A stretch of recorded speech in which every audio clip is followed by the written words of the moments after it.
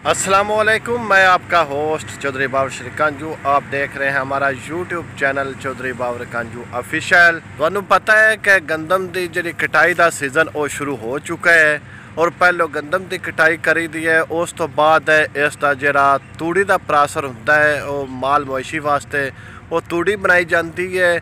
तो अगे पहले वक्तां विच तूड़ी दे पुराने तरीके आए, पुराने तरीके नाल बनाई जाती है। हुण नवां दौर ते जदीद टैक्नोलॉजी दे नाल तूड़ी बनाई जाती है। हुण अगे हुंदी सी थ्रैशर हुंदे सी, रैपर हुंदे आ, हत्थ नाल वड्डी दी गंदम की कटाई करी दी। उस तो बाद इहदा जिहड़ा तूड़ी दा इहदा प्रासर हुंदा वो गुजारिया जांदा। हुण एक दिन में तूड़ी भी बन जाती है, दाने भी समीज जाते हैं। कंपाइन नाल वड्डो कटाई करो, उस तो बाद चैपर लियाओ तो उसकी तूड़ी बनाओ ते समझ लवो। तो हुण मैं तुहानू विखाना चैपर की तूड़ी किस तरह बनती है और किवें बनाई दी है। तो उस तो बाद फिर तुहाडे नाल गुफ्तगू मैं करांगा।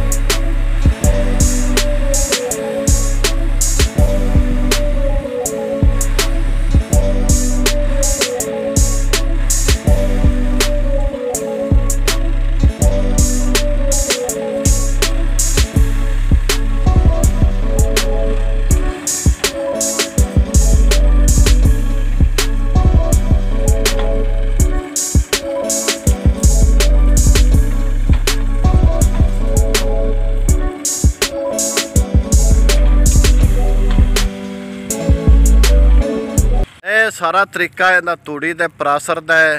तूड़ी किस तरह चैपर दे जरिए बनाई जाती है ਇਹ ਚੈਪਰ ਟਰੈਕਟਰ ਚੈਪਰ ਟਰਾਲੀ ਇਹ ਸਾਰਾ ਕੁਝ ਜਿਹੜਾ ਇਸ ਦਾ ਇਹਦਾ ਸਿਸਟਮ ਹੈ ਤਾਂ ਤੂੜੀ ਬਣਦੀ ਹੈ। ਹੁਣ ਤੇ ਇਹਦਾ ਜਿਹੜਾ ਸੁੱਡਾ ਹੈ ਉਹ ਵੀ ਕਮ ਦਾ ਕਮ ਹੈ 4500 ਤੇ 4000 ਦਾ ਇਹਦਾ ਸੁੱਡਾ ਵੀ ਹੁਣ ਵਿਕਦਾ ਹੈ। ਇੰਨੀ ਕੋਈ ਇਹਦੀ ਕੀਮਤ ਹੋ ਗਈ ਹੈ। ਅੱਗੇ ਪਹਿਲੇ ਕਦੀ ਉਂਝ ਹੀ ਵੱਢ ਜਾਂਦੇ ਆ ਤੇ ਜਾਂ ਉਂਝ ਹੀ ਬਣਾ ਜਾਂਦੇ ਆ। ਇਹ ਤੂੜੀ ਲੋਕੀ ਬਣਾ ਕੇ ਇਹ ਵੇਚਦੇ ਵੀ ਨੇ।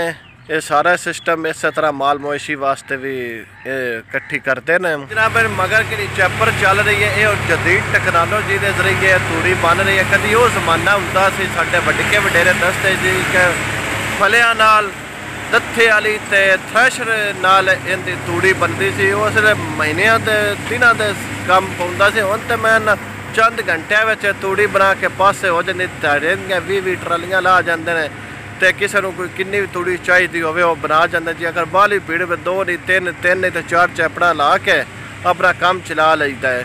ਹੁਣ ਤੇ ਮਾਸ਼ਾਅੱਲਾ ਜਿਤਨੀ ਟੈਕਨੋਲੋਜੀ ਆ ਗਈ ਹੈ ਤਾਂ ਉਤਨੇ ਹੁਣ ਕੰਮ ਵੀ ਤੇਜ਼ੀ ਨਾਲ ਵੱਧ ਰਹੇ। ਇਸ ਲਈ ਹੁੰਦੀ ਹੈ ਨਾ ਦੂਸਰੇ ਪਹਿਲੇ ਵਕਤਾਂ ਦੀ ਤੂੜੀ ਜਾਂ ਥ੍ਰੈਸ਼ਰ ਦੀ ਤੂੜੀ ਉਹ ਤੂੜੀ ਸਾਫ਼ ਹੁੰਦੀ। ਹੁਣ ਤੁਸੀਂ ਵੇਖ ਸਕਦੇ ਹੋ ਮਗਰ ਸਾਰਾ ਘੱਟਾ ਹੈ। ਇਹ ਵੀ ਘੱਟਾ ਵਿੱਚ ਜਮਾ ਹੁੰਦਾ ਹੈ। ਟਰਾਲੀ ਦੇ ਉੱਤੇ ਜਾਲੀ ਤਾਂ ਲੱਗੀ ਲੇਕਿਨ ਜਾਲੀ ਮੋੜ ਦੇ ਵਿੱਚੋਂ ਕਿਤਨਾ ਕੁ ਘੱਟਾ ਨਿਕਲਦਾ ਹੈ। ਉਹ ਥੋੜੇ ਨਿਕਲਦਾ ਦੂਸਰਾ ਵਿੱਚ ਹੀ ਰਹਿੰਦਾ ਹੈ। ਤੇ ਇਹ ਵੀ ਨੁਕਸਾਨਦੇਹ ਮਾਲ ਮਵੇਸ਼ੀ ਵਾਸਤੇ ਹੁੰਦਾ ਹੈ। ਤੇ ਬਿਹਤਰ ਇਹ ਹੈ ਕਿ ਤੂੜੀ ਸਾਫ਼ ਹੋਵੇ ਸੁਥਰੀ ਹੋਵੇ। ਜਿਹੜਾ ਟਰੈਕਟਰ ਡਰਾਈਵਰ ਚਲਾਉਣ ਵਾਲਾ ਇਸ ਨੂੰ ਮਸ਼ੀਨ ਵਾਲਾ ਹੁੰਦਾ ਹੈ ਉਹਦਾ ਇਹ ਸੋਚਣਾ ਚਾਹੀਦਾ ਵੀ ਯਾਰ ਅਗਰ ਵੇਚੇ ਵੀ ਨਾ ਉਹ ਵੇਚਣੀ ਵੀ ਤੂੜੀ ਕਮ ਸੇ ਕਮ ਅਗਾਂ ਵੀ ਮਾਲ ਹੀ ਖਾਣੀ ਹੈ। ਕਮ ਸੇ ਕਮ ਜਿਹੜੀ ਜ਼ਮੀਨ ਦਾ ਲੈਵਲ ਤੇ ਉੱਤੇ ਰੱਖ ਕੇ ਜਾਂ ਬੰਨਾ ਕਿਹੜੇ ਬੰਨੀ ਪਾਈ ਦੇ ਗੰਦਮ ਦੇ ਉਹ ਬਚਾ ਕੇ ਇਸ ਨੂੰ ਬਾਅਦ ਬਾਅਦ ਬੰਨੀਆਂ ਵੀ ਵਿੱਚ ਹੀ ਅੱਗਾ ਲਗਾ ਛੱਡਦੇ ਵੀ ਜਿਹੜਾ ਵਜ਼ਨ ਦੇ ਜਾਵੇ। ਇਹ ਗੁਜ਼ਾਰਿਸ਼ ਕਰਨੀ ਚਾਹੀਦੀ ਵੀ ਇਹ ਕਿਹੜਾ ਨਾ ਵਜ਼ਨ ਆਪਣਾ ਵਧਾਉਣ ਦੀ ਖਾਤਰ ਨਾ ਕਰੇ ਅੱਗਾ ਵੀ ਮਾਲ ਹੀ ਖਾਣੀ ਹੈ। ਇਹਨਾਂ ਤੋਂ ਬਚਿਆ ਰਹਿਣਾ ਚਾਹੀਦਾ ਹੈ। ਤੇ ਇਸ ਨਾਲ ਹੀ ਮੈਂ ਤੁਹਾਡਾ ਆਪਣਾ ਹੋਸਟ ਜਦੀਦ ਬਾਵਰ ਕੰਜੂ ਨੂੰ ਤੁਸੀਂ ਇਜਾਜ਼ਤ ਦਿਓ। ਵਸਲਾਮ।